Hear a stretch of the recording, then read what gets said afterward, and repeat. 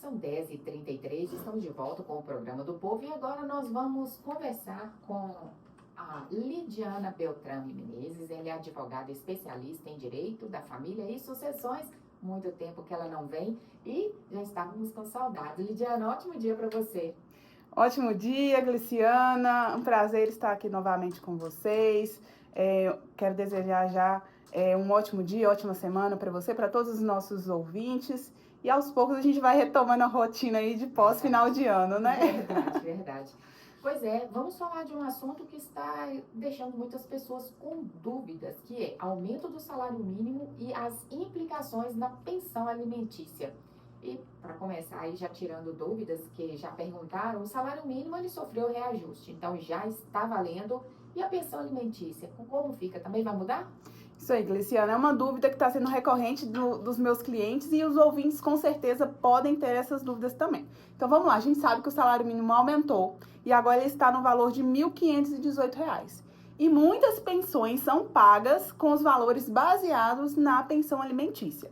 Então, quem tem o salário mínimo, quem tem a pensão alimentícia baseado no valor do salário mínimo, tem que se atentar porque esse valor ele vai ter uma alteração, ele vai aumentar.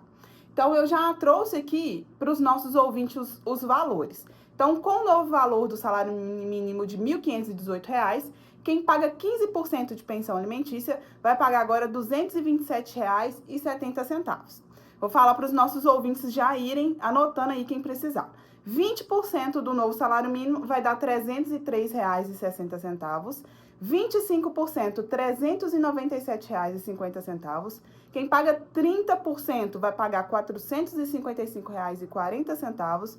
35%, R$ 531,30. E quem paga 40% do valor do salário mínimo vai passar agora a pagar R$ 607,20.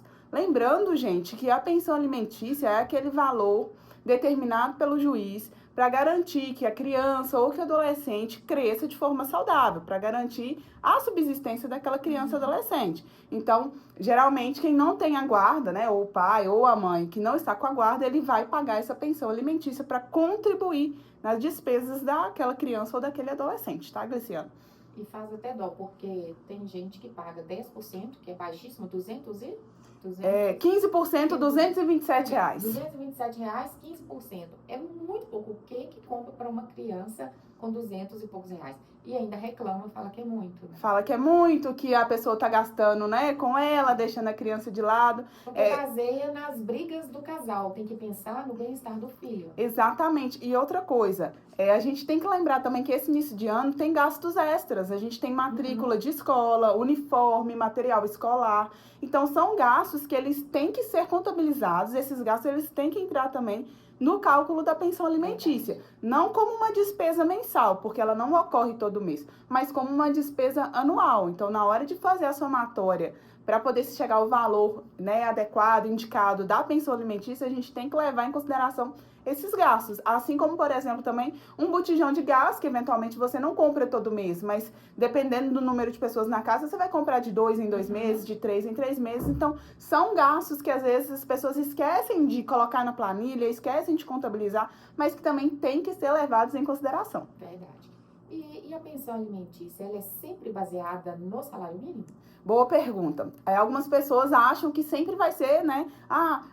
Tantos por cento do salário mínimo ou X salários mínimos, né? Em alguns casos a gente consegue sim estipular sobre o salário mínimo, mas existe ali não vou falar que é um padrão, mas geralmente é em cima do valor do salário da pessoa que paga, tá?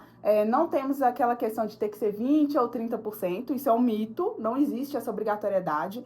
O juiz vai analisar cada caso concreto, cada caso específico, a necessidade daquela criança ou daquelas crianças, né, e adolescentes, vai levar em consideração todos os gastos que a gente mencionou aqui, né, que a criança tem no mês, a água, luz, telefone, moradia, aluguel, um condomínio eventualmente, gastos com lazer, vestuário, saúde, né, medicamentos. Tudo isso é levado em consideração. Então, a gente vai basear os gastos nisso e pode ser determinado tanto em cima do salário mínimo quanto em cima da renda daquela pessoa, tá? E aí vai se determinar o percentual em cima daquela renda da pessoa. Então, vamos lá. O salário mínimo aumentou, quem paga com base no salário vai ter reajuste. Agora, quem não paga pensão baseado no salário também tem reajuste? Isso, ótima pergunta. Por quê? Quem não paga baseado no salário mínimo não tem esse reajuste anual. Quando que essa pessoa vai ter um reajuste no valor da pensão alimentícia que ela recebe? Primeiro, pode ser quando aquela pessoa que paga tem um aumento no salário. Então, se ela foi promovida, se ela teve um aumento no salário, uma gratificação, o valor do salário vai aumentar, então o percentual vai ser o mesmo, mas a quantia vai ser maior, porque o salário base ali, ele aumentou.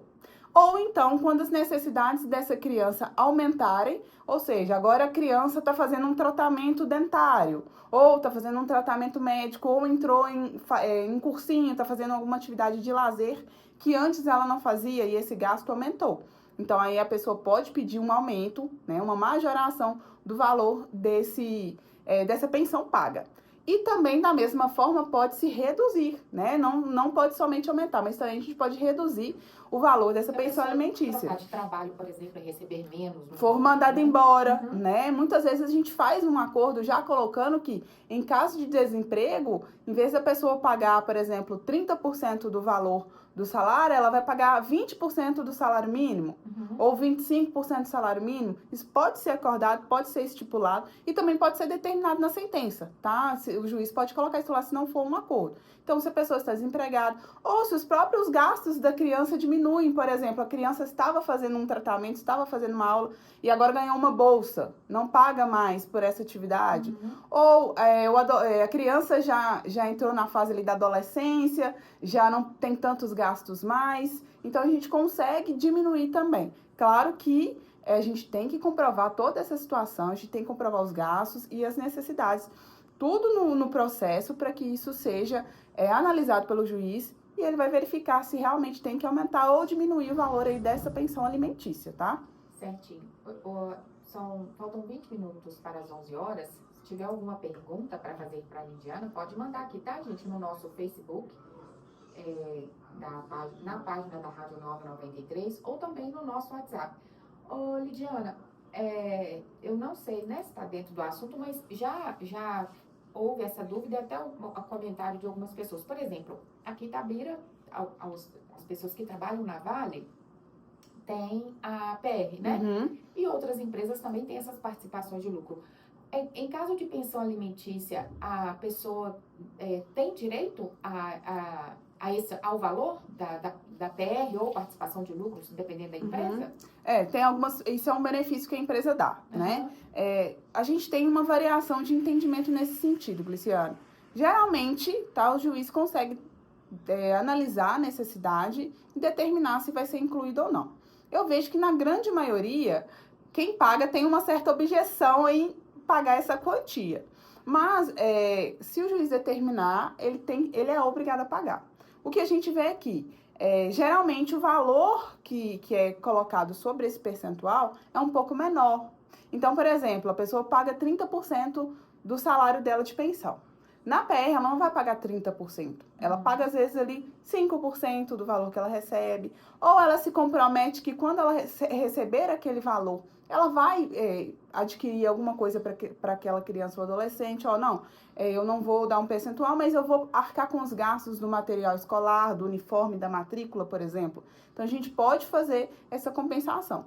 Claro que, sempre pensando no bem-estar da criança, a gente sempre pede, tá? A gente sempre pede para incluir em cima de 13º, de férias, né? Em cima de todos os rendimentos daquela pessoa que está pagando a pensão. Mas, se o juiz verificar que não tem a necessidade, porque às vezes as duas partes têm um salário bom, né? Então, porque às vezes a gente esquece que a pessoa que está cuidando também tem que contribuir.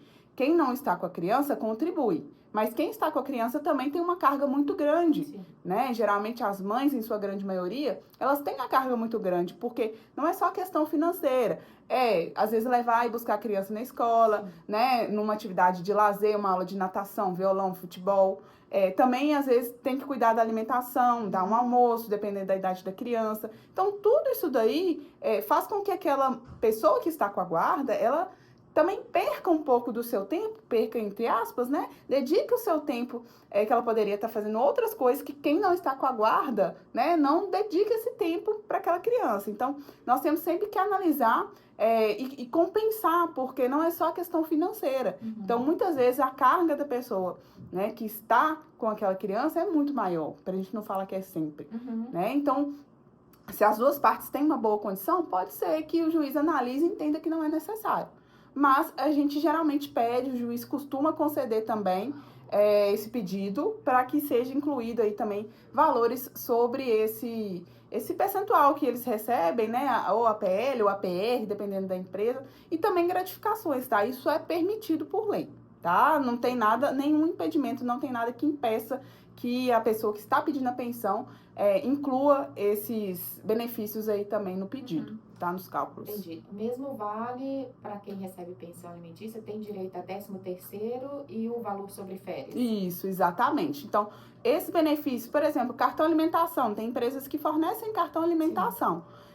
A gente, às vezes, consegue fazer um acordo, ó, eu vou pagar um valor um pouco menor de pensão, às vezes eu vou pagar, em vez de 30%, eu vou pagar ali 22% de pensão, mas eu vou fornecer um cartão alimentação que é de 600, 800 reais. Então, tudo isso pode ser combinado, né? E eu repito aqui sempre, e vou continuar repetindo para os nossos ouvintes, que a gente fazer um acordo é sempre melhor que a gente comprar uma briga judicial, né? Primeiro porque nós temos muitos processos, tá muito lento, né? A gente sabe que a justiça não consegue acompanhar na mesma velocidade as mudanças da sociedade. Então, se a gente faz um acordo, a gente consegue agradar de uma melhor forma as duas partes. Então, a gente tendo um acordo, a gente consegue, sim, deixar uma situação melhor para todo mundo e principalmente para a criança. Porque quando a gente fala em pensão alimentícia, o que a gente está visando aqui é a proteção, é o crescimento saudável daquela criança, daquele adolescente, né? Que ele não tem condições de se sustentar sozinho e aí precisa desse auxílio dos pais e dos responsáveis, tá? Certinho. Lidiana, tem uma pergunta aqui. Deixa eu colocar o áudio aqui só um minutinho. Uhum.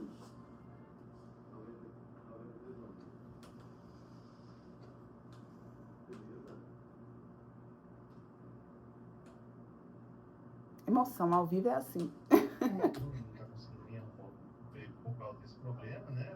Dessa enfermidade que está passando por ela.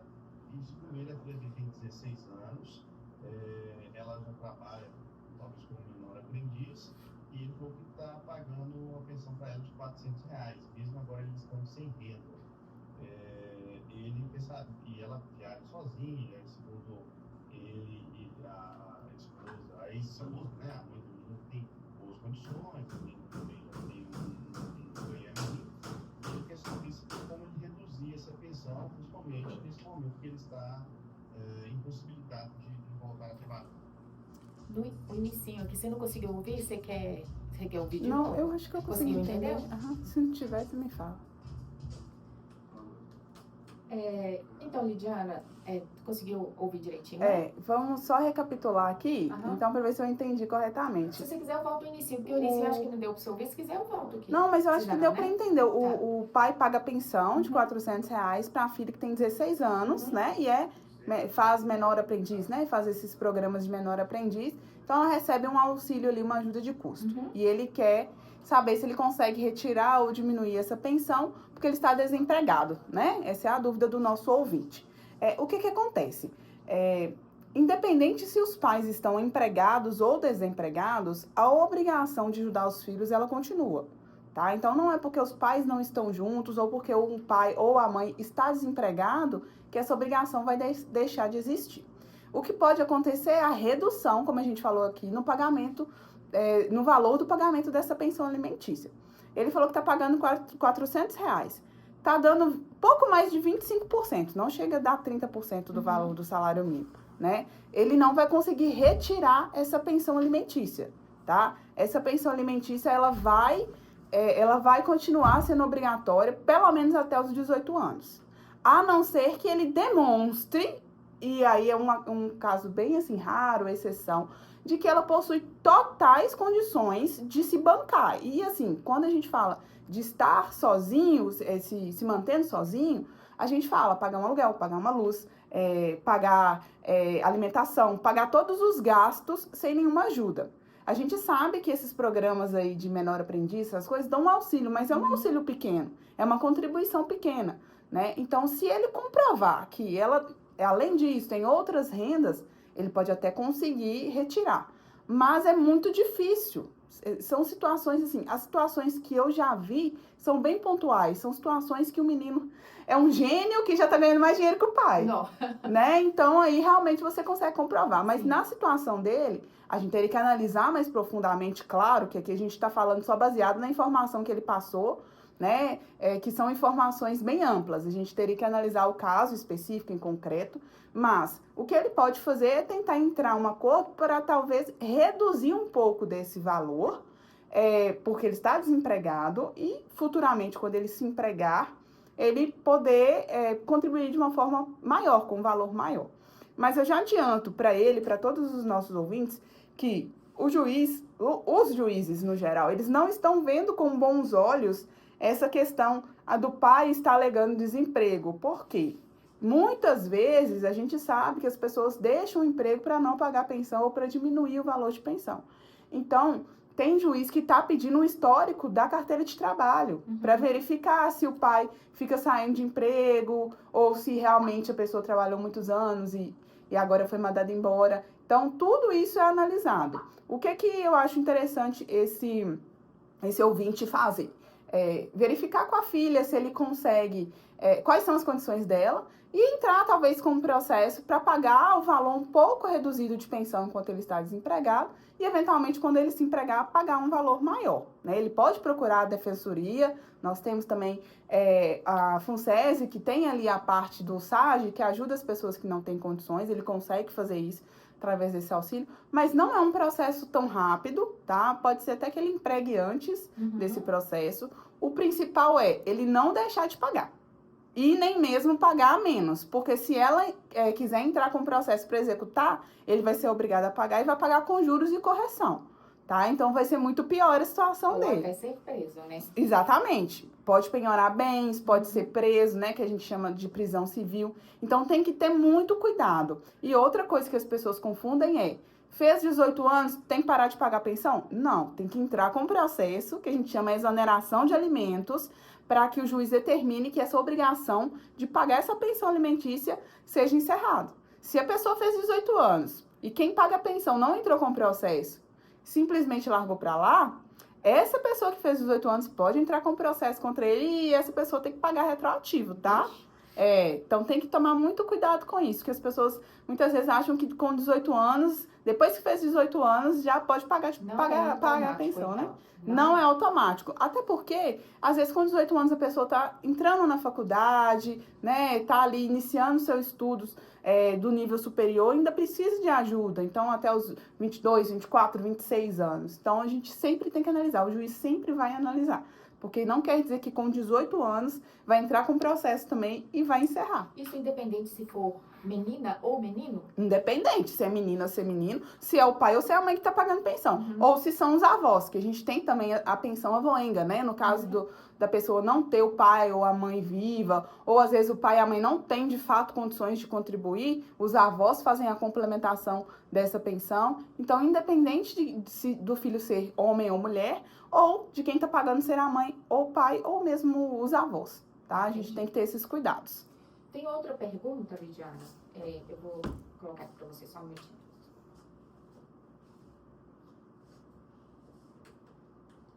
Quer saber o seguinte, quando sai uma decisão do valor que eu teria que pagar de pensão, o certo normalmente sai esse documento, né, e a mulher é que procura a empresa onde a pessoa trabalha para entregar esse documento, enfim, para que a empresa possa descontar em folha, né?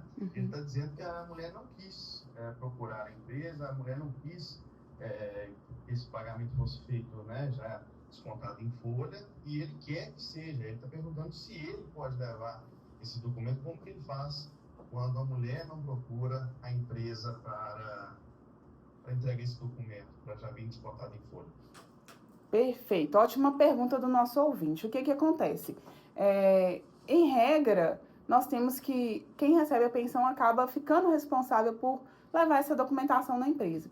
Só que isso vem mudando, porque às vezes tem uma dificuldade, a empresa não tem sede na cidade, né? Por mais que hoje a gente tenha aí os meios digitais, a gente está vendo uma mudança disso. Então, o que o juiz está fazendo? O próprio juiz está pedindo à secretaria para oficiar a empresa ou mesmo que a pessoa que paga faça o encaminhamento dessa documentação. O que eu oriento esse nosso ouvinte a fazer? Já que está tendo uma certa resistência da outra parte, pega o documento, leva na empresa. Por quê? Se ele não pagar e começar a atrasar esses valores, quem vai depois sofrer com isso vai ser ele. Porque se ela entra com um pedido para cobrar esses valores atrasados, ele vai ter que pagar, ainda vai ter que pagar com juros de correção. E se ele está pagando sem folha, que ele tenha comprovantes, né? Comprovante do banco, que peça para assinar um recibo, tem que ter comprovante, porque se ela reclamar, ele tem que provar que foi pago. Perfeito. Se o valor for em mãos, assina um recibo. Se for um Pix ou uma transferência, coloca ali naquela parte que tem de você escrever o assunto, coloca valor de tantos reais da pensão alimentícia do filho tal, né, ou dos filhos, enfim. Coloca lá nesse campo, né, que tem para escrever isso, para que fique tudo certinho, para evitar esses transtornos. Mas eu acho que o melhor que ele pode fazer é já pegar esse documento e já levar no RH da empresa lá, para evitar transtornos para ele mesmo e garantir o direito do filho. Porque a gente sempre tem que lembrar que a todo momento nós estamos falando de uma criança, uma adolescente. É uma pessoa que precisa de cuidados, que precisa de auxílios, que está na fase de crescimento. Então ela precisa de um amparo ali e a gente sempre tem que lembrar disso. Certíssimo. Lidiana, obrigado. Se tiver mais alguma consideração, deixa eu ver se tem mais alguma pergunta aqui. Não tem, no WhatsApp também não. Mas se alguém ainda tiver alguma dúvida, é só enviar para a gente que eu encaminho para a doutora Lidiana. Gliciana, muito obrigada. É um prazer estar aqui com você sempre, trazendo assuntos tão importantes, né, e relevantes, trazendo esses conhecimentos para os nossos ouvintes, esclarecendo as dúvidas aí, né? Contem sempre comigo e fiquem à vontade para mandarem as dúvidas e sugestões também de temas para a gente, né? Para a gente tratar aqui, que a gente quer, de toda forma, ajudar os nossos ouvintes aí. Agradeço mais uma vez a parceria e nos vemos em breve. Estamos juntos em 2025. Isso aí. Obrigada, viu? Um abraço para você.